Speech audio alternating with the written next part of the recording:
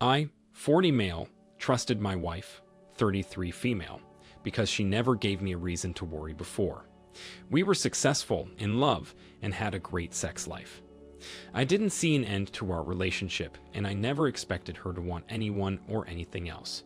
If there was anything my wife was good at, it was communication. She talked to me all day, every day, either through text or in person when we were off work. We had some hard conversations over our many years of marriage that resulted in us compromising and growing closer. I was a highly paid accountant for a company that everyone has heard of. We made plenty of money on my income alone, so my wife retired early and started specializing in property management, our house, and flea marketing. Our house and landscape was beautifully cared for by her. She picked what to plant outside and never missed a day cleaning out the gutters. The one thing neither of us had any experience or skill in was mechanics. One month my daily driver gave out.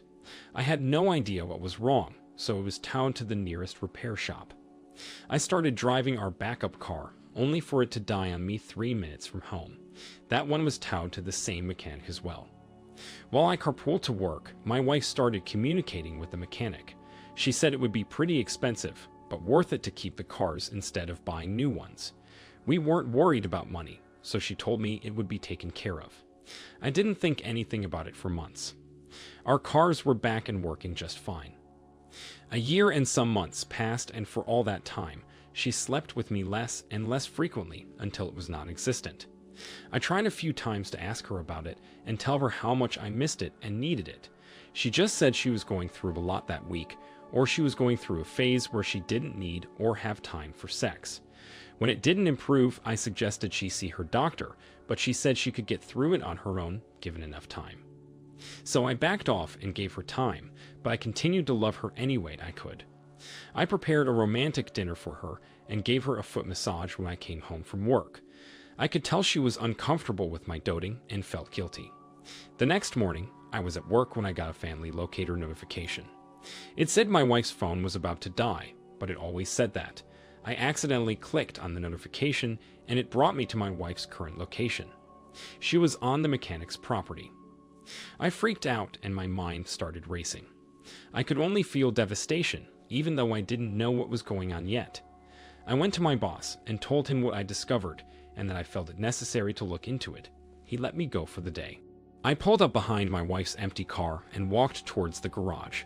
When I rounded the corner, I could see that behind a pickup truck on a garage couch, my wife was having sex with our mechanic.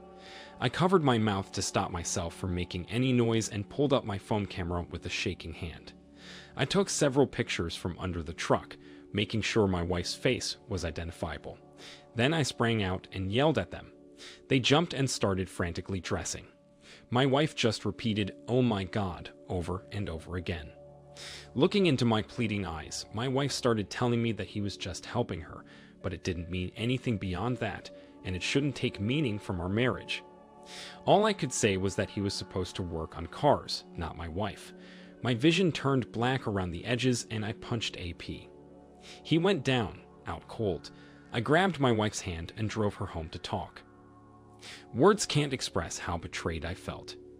We were in each other's life for more than 20 years. She was the one person in the world I could trust to be there for me with unconditional love, like I gave her. At home, I asked her why I wasn't enough. She cried hard as she tried to explain that she was basically bored of our routine and so used to me that she would fantasize whenever we made love. Through tears, I told her to leave, but she refused and begged me to stay with her. I asked her why she never told me how she felt. I asked her why we couldn't have done something else, anything else to get back the spark. She just cried and said she messed up. She made the worst mistake of her life, and she needed my forgiveness.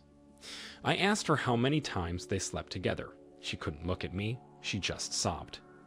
I figured it was a lot for over a year. I wouldn't forgive her for this.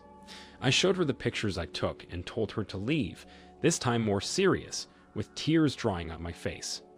The woman in this picture was not my wife. My wife would never do that to me.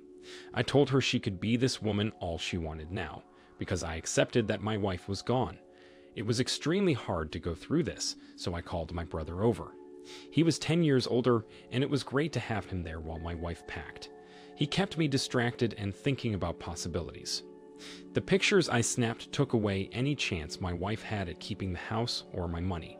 She was forced to get a job so she could afford to live on her own, paying rent for a closet-sized apartment without a yard. I posted the pictures on the garage's Google reviews and his website. That was all it took for him to lose his customer base and reputation. None of his male customers trusted him to get close to their family or talk to their wives, with good reason.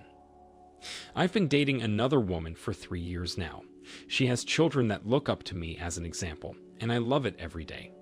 I got through the worst betrayal of my life and found a new wonderful reality I never would have experienced if not for going through a divorce. OP, I am so sorry to hear that your wife cheated on you with your mechanic. She never had to do that, but she chose to. You did the right thing by driving to the garage as soon as you saw her location. Not only did you catch her in her lies and cheating, but you also obtained proof. It's extremely fortunate you were able to prove what she did to you for the betterment of your post-divorce life. Spouses work together every day by trusting the other to remain honorable at all times, valuing the relationship. Your ex proved she couldn't do that for you, and she behaved in a way that no one should tolerate. I'm happy to hear that you have a wife and family in your life, there to love and cherish you the way you deserve. Chances are, going through life, you're bound to meet people that will hurt you, but there's also plenty of people that won't. Thank you for sharing with us. Let's now get into our second story for today. I was 23 when I let my wife, 22 female, move in with me.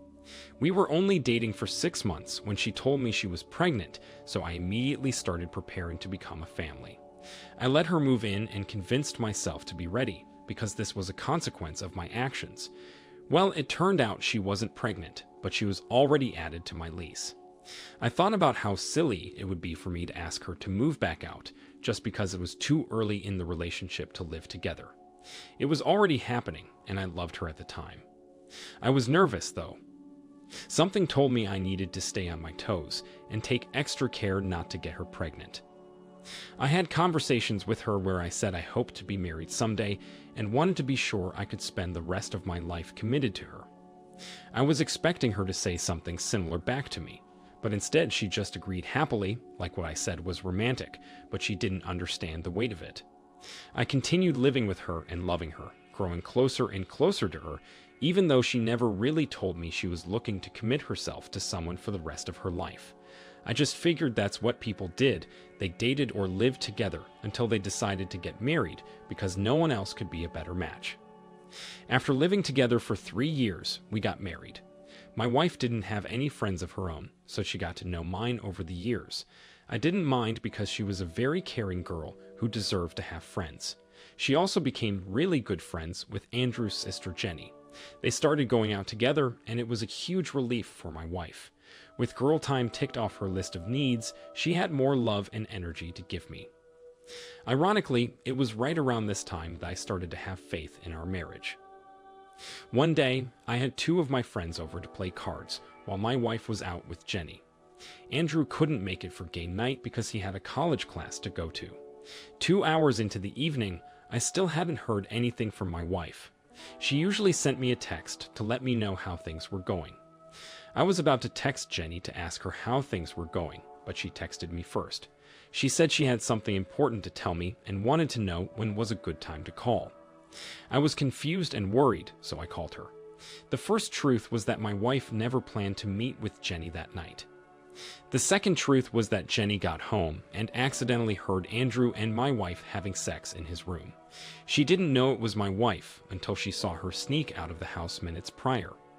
Just then, while I was still on the phone with Jenny, my wife walked in the house.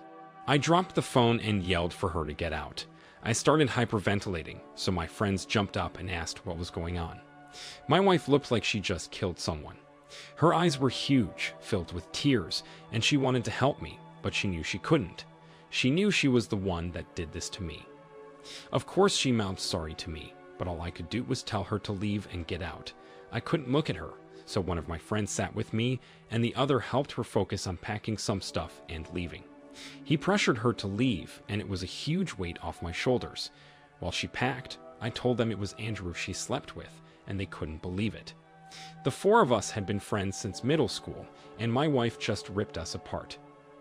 I wanted to commit myself to the right woman, and here was my wife going behind my back to sleep with a good friend of mine.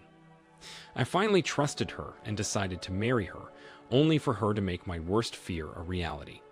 My friends helped me get revenge on Andrew by throwing a few dozen eggs into his room through an open window.